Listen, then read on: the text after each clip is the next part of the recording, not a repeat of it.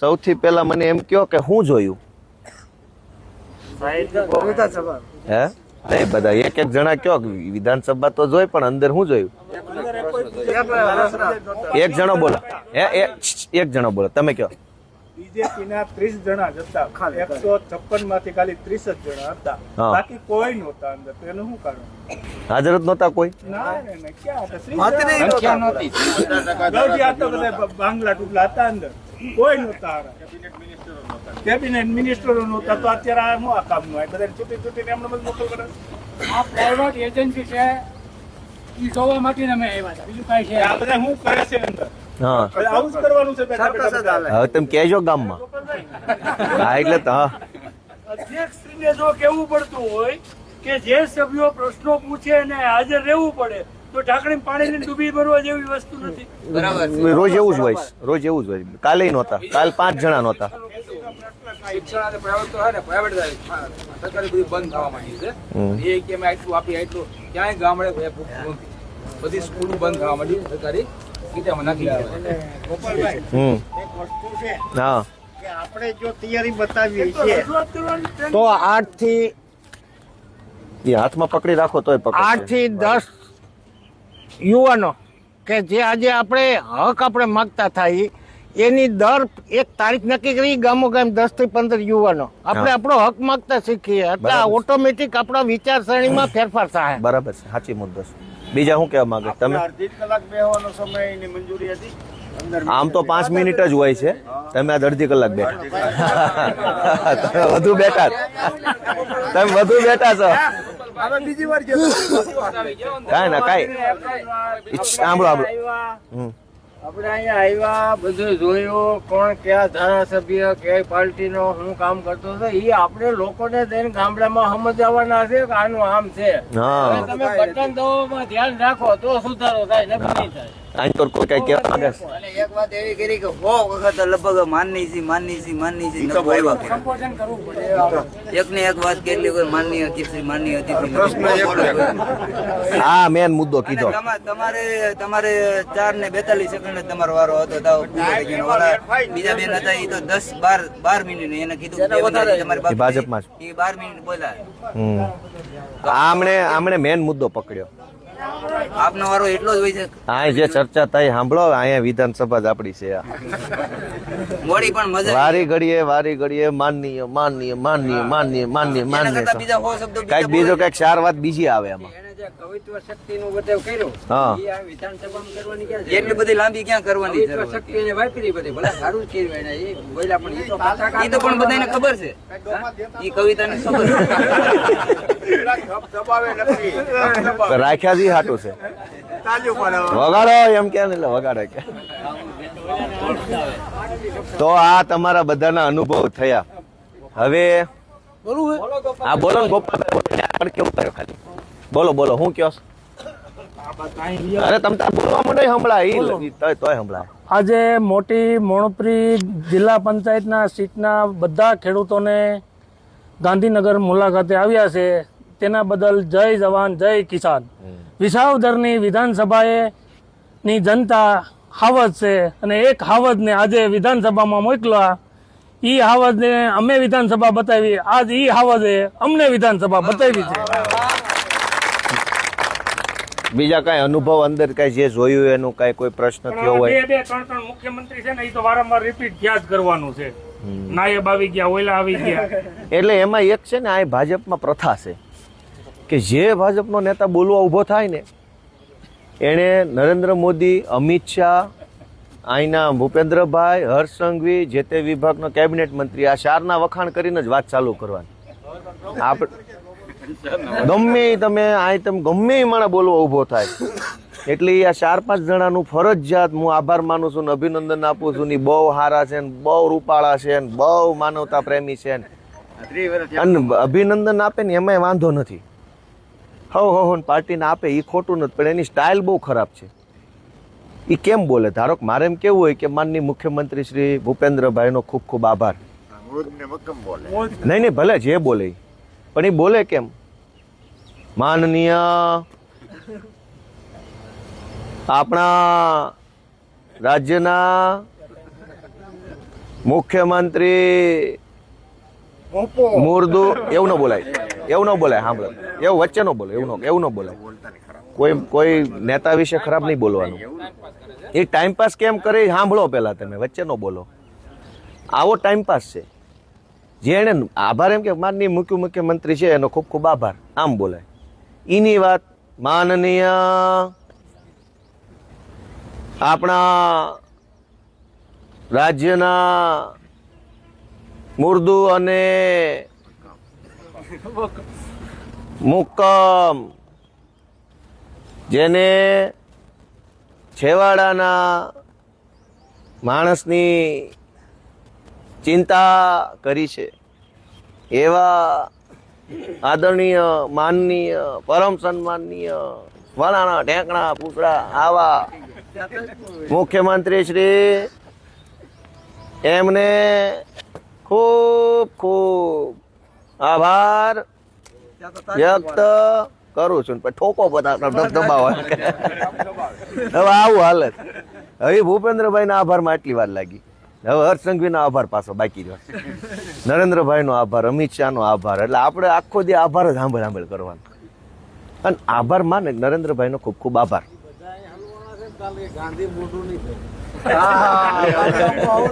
એ પણ અવળા જ બે ગયા છે. થાય ક્યાં ઈ તે રોજ શું સાંભળવું કે જોવું જ નથી ને. અને એમ નહીં, એમાં બે વાત છે. સાંભળો, ગાંધીજી ઊંધું ફરીને તો બેઠા છે પણ આઘાઈ વહી ગયા છે. સાંભળાવું ન જોઈએ, જોવું તો નથી પણ સાંભળાવું ન જોઈએ. આઈ હોય અને આમ હવળું ફરીને બે તો દેખાય ખરું અને સંભળાય ખરું. આઈના ઊંધા ફરે તો સંભળાય ખરું, ભલે દેખાય નહીં. એ કે સાંભળવું જ નથી ને. રોજ જાગીને માનનીય માનનીય માનનીય કરો છો.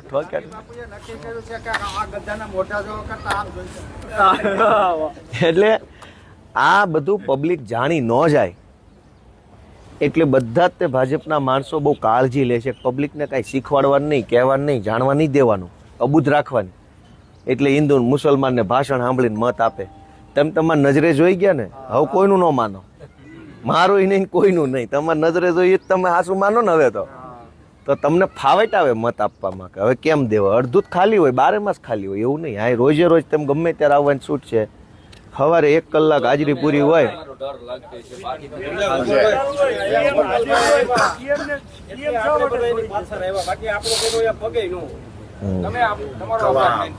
એ કિરીટભાઈ આવો આવો, આ પાટણના ધારાસભ્ય કિરીટભાઈ પટેલ છે. અહીં આવો. એમને ખારી ઓળખાણ છે, પાટીદાર આંદોલનમાં કન્વીનર હતા. હોય આપણા આગેવાન છે. આ અમારા વિસાવદર તાલુકાની મોટી મોણપરી સીટ ઉપરથી બધા આગેવાનો આવ્યા છે, જિલ્લા પંચાયત. અને હજડ બમો બધા 1 થી 1. રેજો પાછા તો ભાજપનો ડંકો નહીં વાગે. અમારા ભાઈબંધ હતા પણ જતા રહે. એટલે કોણ? એ હમણાં ભેગા જ હતા. અમે પેલા એના ભેગા જ હતા. એ તો બધા આંદોલનમાં ભેગા હતા ને. હું, કિરીટભાઈ, હર્ષદભાઈ બધા આંદોલનમાં તો ભેગા હતા. અમારી એક ખામી તો છે પણ છોડી જતું ના રહેવા. અમારે અમે તો જીએ છીએ, અમે લડીએ છીએ. એ તમે બોલ્યા ત્યારે હતા જ આ બધા. તમે બોલ્યા હતા જ. તમારું ભાષણ સાંભળ્યું બધાએ. તમારું ભાષણ અમે બધું આખું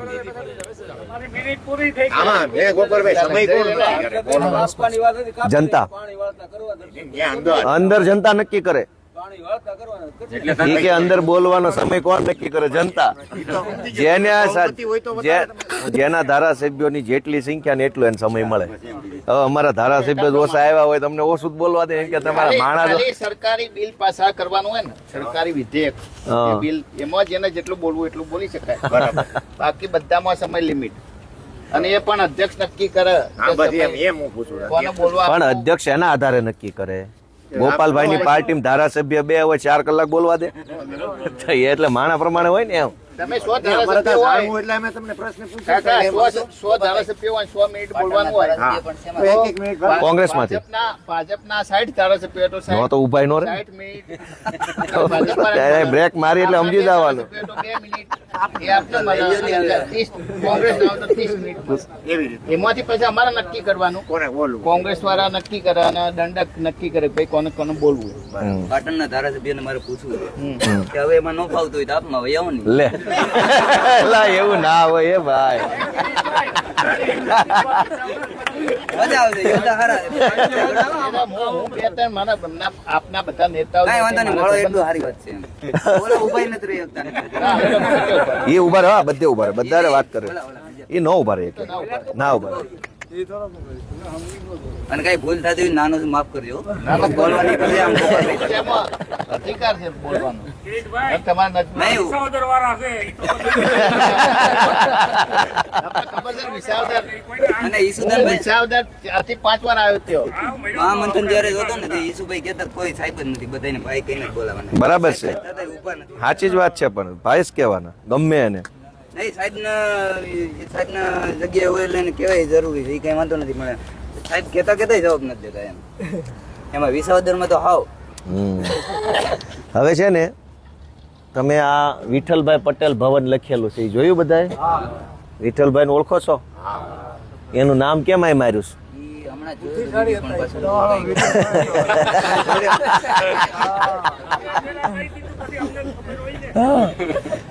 આ બે નાના બિલ્ડિંગ છે જો અહીંયા ખૂણામાં નાના. અને હા હા ઓકે હાલો આવજો કિરીટભાઈ.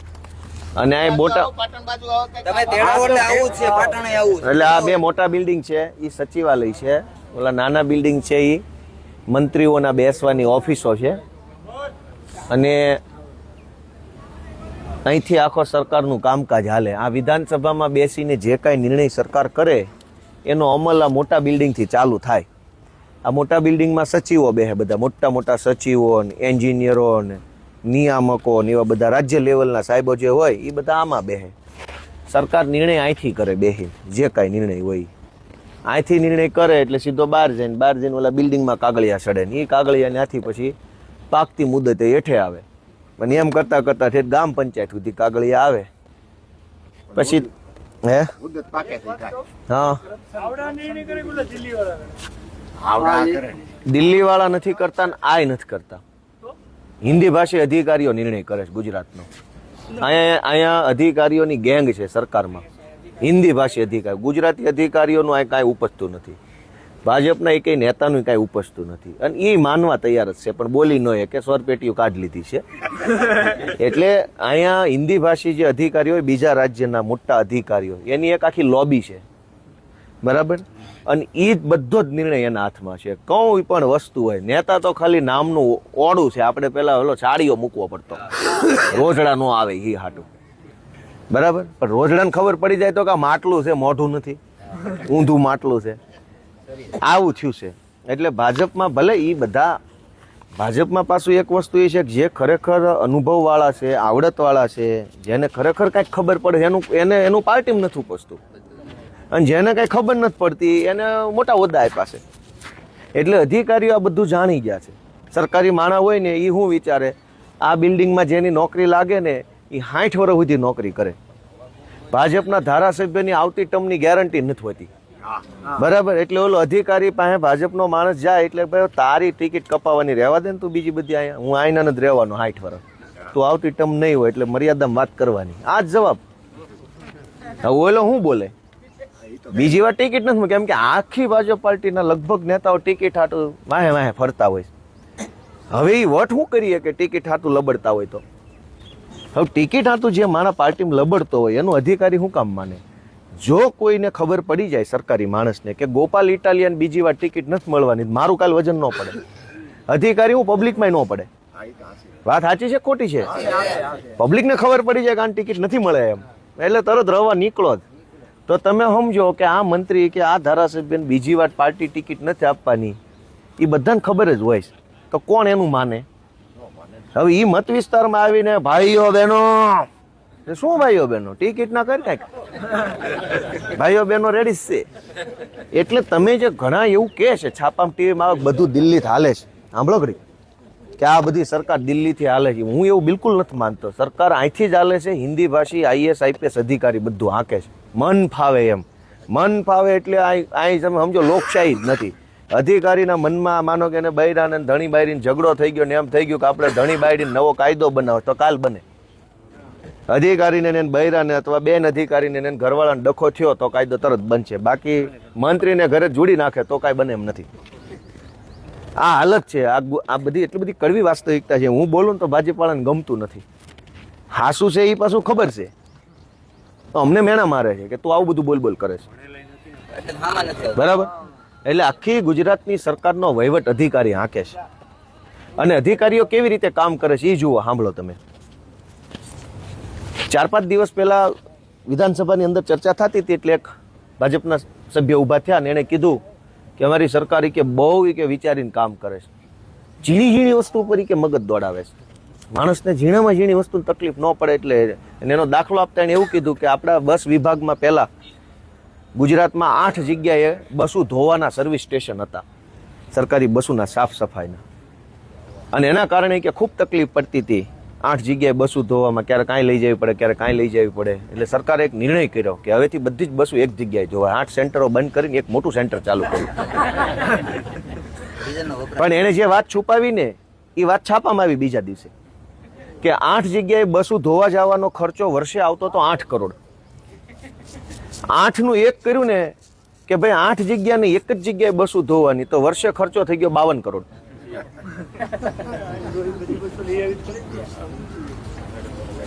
જામનગરમાં હમણાં પેલું રિપેરિંગનું આવ્યું કંઈક વોટર કુલર, સરકારી વોટર કુલર આપ્યા છે બધી શાળાઓમાં. જામનગરમાં કે કયો જિલ્લો મને ભૂલાય છે મારા મોબાઈલમાં છે.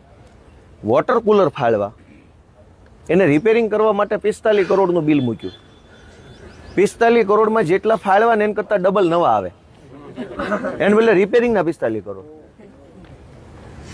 કરોડો અબજો રૂપિયા વેડફી નાખવા સિવાય કોઈ વાત નથી. ગઈકાલે વિધાનસભાની અંદર મારો એક સરકારને પ્રશ્ન હતો, આપણે કાનાવડલા ડેમ વાળો, તમને ખબર જ હશે ને. કાનાવડલાનો ડેમ જે તે વખતે 7 કરોડ રૂપિયામાં મંજૂર થયો હતો, આજથી 20-25 વર્ષ પહેલા. તેદી જો ટાઈમે બધું જમીન સંપાદન આ તે બધું કરીને બનાવી નાખ્યો હોત તો 7 કરોડમાં ડેમ બની જાત. ગઈકાલે સરકારે મને એવો જવાબ આપ્યો કે હવે એને 48 કરોડ મંજૂર કર્યા ડેમ બનાવવા. 7 ના 48 કર્યા તો ડેમ નથી બન્યો. આ દ્રાફડ નદી ઉપર સરસઈમાં ડેમની વાત છે, એ 5.5 કરોડનો મંજૂર થયો હતો. હા પુલ ડેમ નહીં, પુલ નદી પરનો 5.5 મંજૂર થયો તો એ બન્યો નહીં અત્યારે 7.5 કરોડનો થઈ ગયો. તો પૈસા કરોડો રૂપિયા અધિકારીઓ આવી રીતે વેડફીને ખાઈ જાય છે. ભાજપના નેતાઓ એને રોકી શકતા નથી. એટલી બધી નવી હમણાં તમે સાંભળો, એક યોજના આવી, અમને બધાને બેહાડીને સમજાવ્યા. પછી મેં કીધું કાંઈ બોલવું નથી, નકર વયો જાય જુનાગઢમાં. અને અહીંયા સમજાવે છે એ કે આપણા બાળકો, આજે તેમ સાંભળ્યું છે ઓલી ચર્ચા હાલતી હતી જીભને ભાવે ને પેટને ભાવે ને, એમાં હતા તમે? હતું કોઈ? આપણે આંગણવાડીમાં જે શાળાના બાળકો ભણે છે એને મધ્યાહન ભોજનથી ખવડાવવામાં આવે છે. હા, શાળામાં આંગણવાડી શાળામાં. હવે રસોઈ ક્યાં બને છે? ગામમાં. શાળામાં એક ખૂણામાં રૂમ હોય, એમાં એક બેનું બનાવતી હોય, રોજ થોડું ખવડાવે. સરકારે યોજના લાવી કે હવે દરેક શાળામાં રહોડા છે ને બંધ કરીને એક મુખ્ય રહોડું જુનાગઢ જિલ્લામાં. અને જુનાગઢની અંદર રહોડું બનશે, મોટું હેવી રસોડું. ત્યાંથી જમવાનું બનાવીને આખા જુનાગઢ જિલ્લાને ગામડે પહોંચાડીને ગરમા ગરમ ખવડાવશું. આવી યોજના લાવ્યા. એનું અંગ્રેજી નામ નહીં. સાંભળો કડીક. આવું મગજ કોનું હાલે છે? હું કામ હાલે? તેમ કીધું ને, સરકાર ક્યાંથી હાલે છે? સરકાર હિન્દી ભાષી IAS IPS ગુજરાતને લૂંટવા માટે હાંકે છે અને એને કોઈ કંઈ કહીએ કે એમ નથી. કોઈ ગુજરાત ભાજપના નેતાની હેસિયત નથી કે હિન્દી ભાષી અધિકારીને કોઈ ઊંચા અવાજે બોલી બતાવે. સાહેબ સિવાય વાત ન થાય ને યારે. એ સત્ય જાણે છે. દિલ્હી બિલ્લીનું નથી. આ સેન્ટ્રલ કિચન એક ખાલી યોજના સમજો ભાઈ. ગામડે રસોઈ બને છે એ સારું કે એક રહોડામાં રસોઈ બને એ સારું? હવે ગામડે બને એમાં શું સારું? 2 વાત કે 2 બહેનોને કામ મળે, ગામને એની ઉપર નજર રહે. કંઈક નાનું મોટું આમ તેમ થયું દોડીને ગમે એ માણસ જઈને જોઈએ કે સારું છે ખરાબ છે, બરાબર છે. જે ગામમાં પણ ગામની નજર રહે, રોજ નવી વકલ બને, માપના ઠામડા હોય, હરખા ઉટકાય, હરખા હૂકવાય, હરખું બધું થાય, ગરમ મળે. સરકારે હવે એવું નક્કી કર્યું કે ભાઈ અમને બધાને સમજાવ્યું ધારાસભ્યોની યોજના ઈ કે આ ગામડે ગામડે નોખું નોખું બને છે ને તો ક્યાંક ઈ કે મરી મસાલા વધુ પડી જાય છે, ક્યાંક તેલ ઓછું પડે, ક્યાંક તેલ વધુ પડે છે, ક્યાંક શાકભાજી હારા, એટલે છોકરાઓને ભાવતું નથી કે. એટલે એ ખરખો ટેસ્ટ ઈ કે વિસાવદરના ઈ કે ભલગામમાં એવો ટેસ્ટ આવવો જોઈએ, માણાવદરમાં એવો ટેસ્ટ આવવો જોઈએ અને તાલાળામાં એવો ટેસ્ટ આવવો જોઈએ. એ ખરખો ટેસ્ટ આવે એટલા માટે આપણે એક જ રહોડું કર્યું કે 5, 10, 15 હજાર બાળકોને રસોઈ એક જગ્યાએ બનાવો, એ ખરખો ટેસ્ટ, અને પછી એને ટિફિન ભરો, પછી એને ગાડી મૂકો ને ગાડી ડ્રાઈવર લઈને ગામડે જાય ને ખવડાવશે. અને આ પ્રોસેસ નહીં સાંભળો, આ પ્રોસેસ ઈ કે ચોખા તમે પલાળો અને છોકરાના પેટમાં જાય ને ત્યાં સુધી 3 કલાકનો ગાળો હશે. આવી વ્યવસ્થા સરકારે ગોઠવી છે અને બધા તાળીઓ પાડ્યા કરતા મેં કીધું મારે નથી પાડવી, વળી તમે વ્યાજ આવો. આવું કોનું મગજ હાલે કે ગામડે ગામડે રહોડા બંધ કરીને જુનાગઢમાં એક મોટું રહોડું ખોલો, એવું મગજ કોનું હાલે? નેતાનું કે અધિકારીનું? અધિકારીનું જ હાલે ને. હવે એમાં 4 વ્હીલરોનો કોન્ટ્રાક્ટ આપશે, ડ્રાઈવરની ભરતીનો કોન્ટ્રાક્ટ આપશે, વાસણોનો કોન્ટ્રાક્ટ આપશે, સરકારી જગ્યા ફાળવશે, એની ઉપર બાંધકામનો કોન્ટ્રાક્ટ મળશે. પછી છૂટા રીંગણા ગામ દીઠ લેવાના 3-3 કિલો જ રીંગણા લેવાતા હોય. હવે એક સિંગલ રહોડું બનશે ને એટલે સીધા 100 મણ રીંગણાનો ઓર્ડર. તો કટકી એમાં વ્યવસ્થિત થાય. 3 કિલો રીંગણામાં કેટલા કાપવા, ખાંડમાં કેટલા કાપવા, ગોળમાં, ઘીમાં, તેલમાં કેટલા કાપવા? તો આવું મગજ નેતાનું હાલે કે અધિકારીનું હાલે? હવે અત્યારે વિસાવદરમાં આપણે માનો કે 80 ગામડામાં 80 સ્કૂલો હોય તો બધી જ કોક ગામમાં 4 કિલો રીંગણા, કોકમાં 3 કિલો, કોકમાં 5 કિલો, એમાં કટકી કેટલી કરવાની? હવે માનો કે આખા વિસાવદર તાલુકાનું એક જ રહોડું થઈ જાય તો રીંગણા કેટલા જોઈએ? એક હામટા 10 ગુણ, બટાકા 10 ગુણ, તો 10 ગુણમાં કમિશન સારું મળે. નેતા અધિકારીઓ આવું જ મગજ હાંકી નકરી યોજનાઓ ઠોક જ કરે. યોજના ઉપર યોજના, યોજના ઉપર યોજના. શું કામ? તમારા માટે નહીં, ખાવા માટે. વધે તો તમારું. દરેક યોજનાની આ હાલત છે. હિન્દી ભાષી માણસો અહીં બેઠા બેઠા યોજના ઉપર યોજના, યોજના ઉપર યોજના. ટેકાના ભાવની યોજના જુઓ કે ટેકો કઈ ખેડૂતો માટે ટેકો જ નથી, એ વચેટિયા માટે છે. પંજાબમાં આમ આદમી પાર્ટીની સરકાર 100% ખરીદી કરે. તમારા ખેતરમાં 50 ખાંડી ચોખા પાક્યા હોય તો લઈ લેવાના છે, 50 ખાંડી રાયડો પાક્યો હોય કે જીરું પાક્યું હોય, બધું જ લઈ લેવાનું. એક દાણો હોય તમારે ક્યાંય વેચવા નથી જવાનું. આપણે ત્યાં શું છે કે તમારા ઘરે માનો કે 50 ખાંડી મગફળી પાકી તો તમારે 5 ખાંડી સરકાર લે, બાકીનો માલ તો મફતના ભાવે દેવાનો છે. હવે 5 ખાંડી વેચવા હાટું મહિના સુધી વાટે રહેવાનું, પાછું લાઈનું ઊભું રહેવાનું, પાછું પૈસા હાટું વાટે રહેવાનું, કડદા થાય. બરાબર. તો ટેકો પબ્લિકને નથી, ટેકો એના મળતિયા કમાય છે ભાજપના માણસો. કોથળાના કોન્ટ્રાક્ટ કોકને આપે, કોકને ટ્રકનો આપે, કોકને કેમેરાનો આપે, મજૂરનો કોન્ટ્રાક્ટ, ગોડાઉનનો કોન્ટ્રાક્ટ, ડીઝલનો કોન્ટ્રાક્ટ, આ બધા કમાય. ખેડૂતને થોડુંક મળે એટલે ખેડૂત ખુશ. તો દરેક સરકારી યોજના, સરકારી અહીંયા બેઠેલા હિન્દી ભાષી માણસો બેફામ યોજનાઓ બનાવ્યા કરે. નવીન સાયકલ આપવાની યોજના, છોકરાને ચડીઓ આપવાની યોજના, જોડા આપવાની યોજના, આ યોજના, બધી જ યોજનાઓ ખાઈ જવા માટે બને છે. આપણે બધા અત્યાર અમારી રીતે બધા સભ્યો જે આવ્યા છે અમારી માગણી નથી કરેલી. આજ 25 ગામડાની અંદર 25% ખેડૂત ખરેખર માર્યો જતો, કોઈ મુંડાથી, કોઈ આફતથી. કોઈ એને કોઈ દી ગ્રામ પંચાયત તાલુકામાં નથી મોકલી, તાલુકામાં જિલ્લામાં નથી મોકલી. ખરેખર 25 ખેડૂત આજ તમે વરસ જો કુદરતી આર્જન વહીમાં ફેરફાર દર વર્ષે 25 ખેડૂત માર્યા થાય તો એને મળવા પાત્રમાં કોઈ ઉકેલ કરતું નથી. પણ એ ખેડૂતને દેવામાં એ જ કહેવા માંગુ છું કે ગામમાં 10 યુવાનો પોતાનો હક માંગતા થાય, તમે કેમ હક માંગ્યો તો અમને તમે ગઈમાં એમ અમે ગામમાં 10 યુવાનો આપણે ત્યાં થવું ને મેં ઓટોમેટિક એની જાગૃતિ આવશે.